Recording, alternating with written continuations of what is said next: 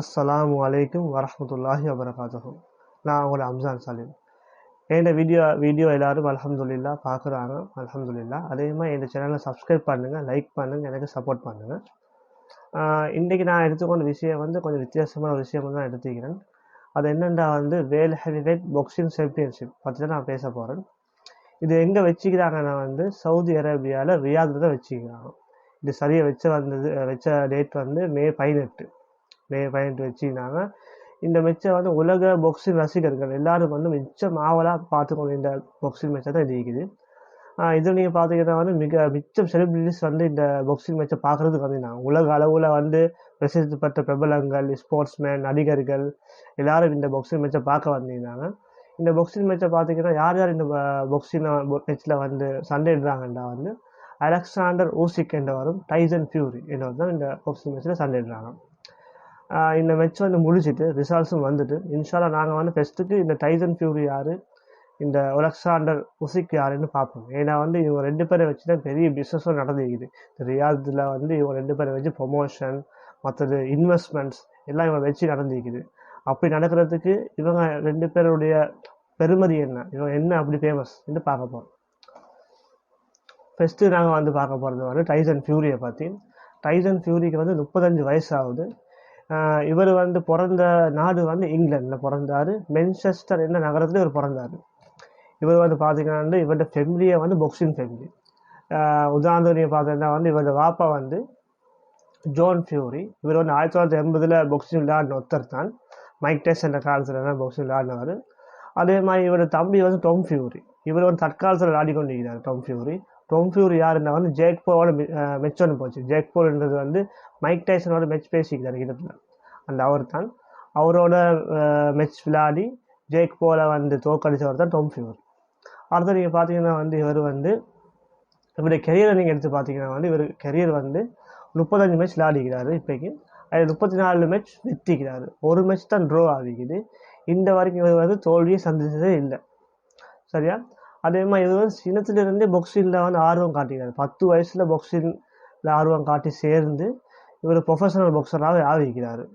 இவரை நீங்கள் பார்த்தீங்கன்னா இவர் கடைசியாக ஃப்ரான்சிஸ் அண்ட் கானோ என்ற ஒருத்தரோட மேட்ச் போச்சு. அதுவும் சவுதி அரேபியாவில் ரியாதில் தான் மேட்ச் போச்சு.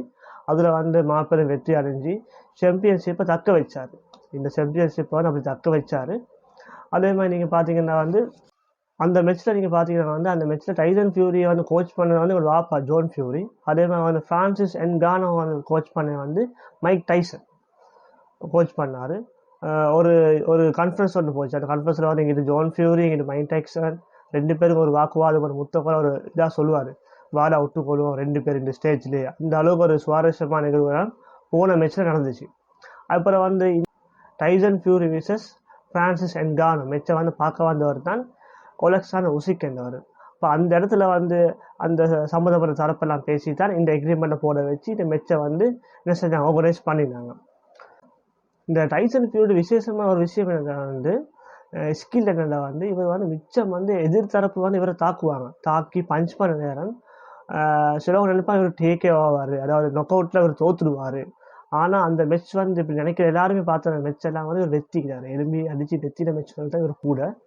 அதே மாதிரி இவர் உடம்பு நீங்கள் பார்த்தீங்கன்னா கொஞ்சம் தொப்பையும் கொஞ்சம் சதரமாக வைப்பார். ஆனால் இவருடைய ஸ்கில்ஸ் நீங்கள் அவ்வளோ ஒரு பவர்ஃபுல்லான ரவுண்ட்ஸ், எத்தனை ரவுண்ட்ஸ் போனாலும் இவருக்கு அந்த தாக்கு பிடிச்சி ஃபைட் பண்ணக்கூடிய ஸ்கில்ஸ் இவர்கிட்ட இருக்குது. அடுத்ததாக நீங்கள் பார்த்தீங்கன்னா அலெக்சாண்டர் உசிக்கை பற்றி நாங்கள் பார்க்க போகிறோம். அலெக்சாண்டர் உசிக் பிறந்த நாடு உக்ரைனில் இவர் பிறந்தார், பிறப்பிடம் வச்சுக்கிறாரு.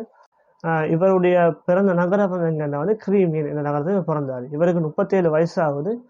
இவருடைய நீங்கள் கெரியரை நீங்கள் பார்த்தீங்கன்னா 21 மேட்ச் விளையாடிக்கிறாரு. இந்த 21 மேட்ச்லையும் 21 வெற்றிக்கிறாரு. இந்த வரைக்கும் எந்த ஒரு தோல்வியும் இவர் சந்திக்க இல்லை.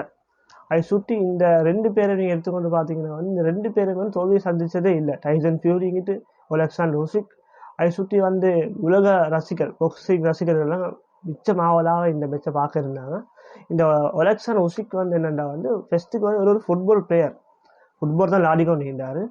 அவருடைய 15வது வயசில் தான் என்ன செஞ்சார், பாக்ஸிங் பக்கம் திரும்பி இவர் ப்ராக்டிஸ் பண்ணி இதாகினார். இந்த அலெக்சாண்டர் உசிக் என்பவர் 2012 லண்டனில் நடந்த ஒலிம்பிக்கில் கோல்டு மெடலிஸ்ட். இப்போ அந்த சிறப்பு வந்து என்ன செய்யுது இந்த ஒலெக்சாண்டர் உசிக்கு இருக்குது. இப்போ இந்த மேட்ச் நீங்கள் பார்த்தீங்கன்னா வந்து ஒலெக்சாண்டர் உசிக் பாப்பா வந்து ஒரு ஆர்மியாக இருந்திருக்கிறாரு, உம்மா வந்து ஒரு கட்டுமானம் செய்கிற ஒரு தொழிலாளியை தான் இருந்திருக்கிறாங்க. இவருடைய குடும்ப பேக்ரவுண்ட் வந்து மிகவும் ஒரு கஷ்டமான ஒரு பேக்ரவுண்ட், மிச்சம் கஷ்டப்பட்டு இந்த நிலைமைக்கு வந்தவராக ஒலெக்சாண்டர் உசிக் இருக்கிறாரு. இன்ஷால்லா நாங்கள் பார்ப்போம். அடுத்தது இந்த மெச்சை பற்றி நாங்கள் பார்ப்போம்.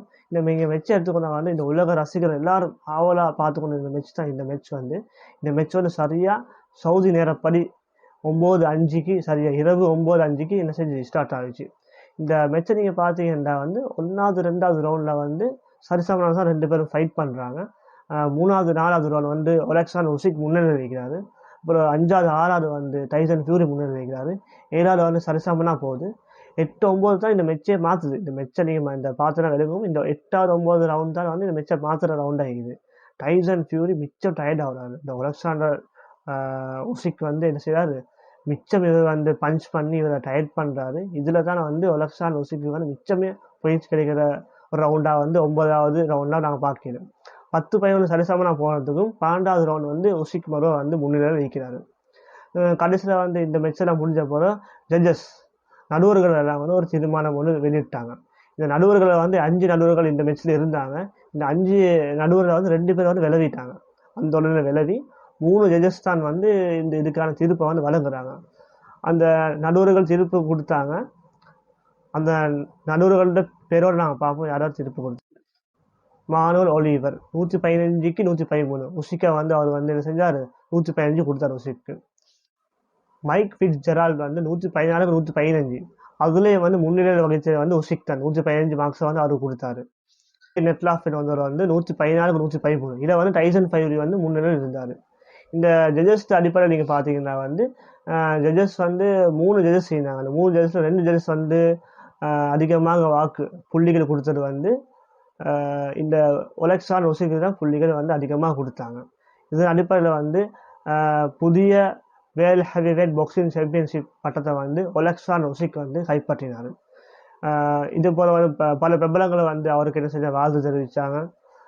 அடுத்த மேட்ச் எப்போ அவங்க பேசிக்கொண்டாங்க. அதில் வந்து முக்கியமான ஒரு விஷயம் தான் வந்து Tyson Fury versus Oleksandr Usyk 2வது ரீமேட்ச் நடக்கிறதாக பேச்சு இருக்குது. இன்ஷால்லா நாங்கள் பொறுத்து இருந்து பார்ப்போம். அதாவது வந்து ஒலெக்சாண்டர் உசிக்கு நாங்கள் வந்து என்ன செய்கிறோம், வாழ்த்து தெரிவித்து இந்த வீடியோ நான் முடிச்சுக்கொள்கிறேன். அதே மாதிரி நீங்கள் இந்த வீடியோ பார்த்துப்பீங்க, ஒரு வித்தியாசமான ஒரு வீடியோ. பார்த்தது மட்டும் இல்லை, இந்த சேனலில் வந்து சப்ஸ்கிரைப் பண்ணி எனக்கு சப்போர்ட் பண்ணுங்கள்.